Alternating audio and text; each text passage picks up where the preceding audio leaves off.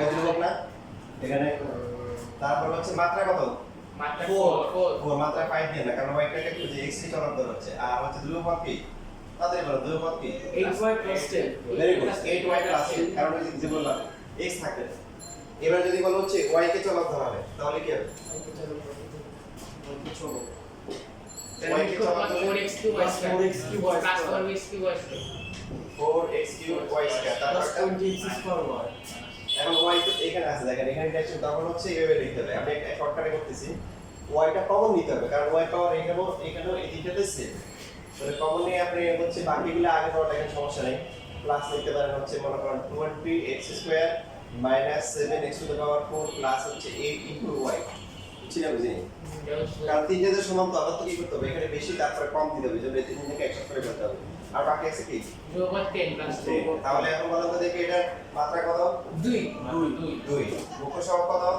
4x3 4x3 ধ্রুবক কত 10 very good এবার আসেন লাস্ট ওয়ান x y দুইটাই চলো তো সেই ক্ষেত্রে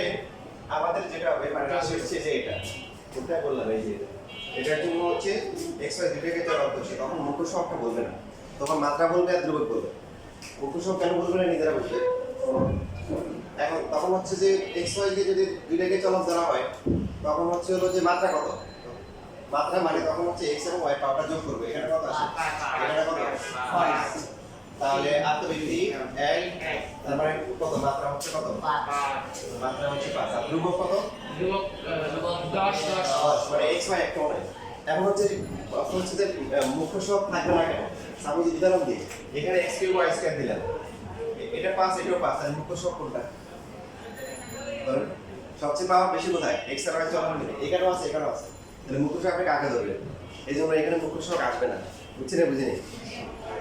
x এবং y যখন হয় তখন মাত্রা বলে কি করতে পাও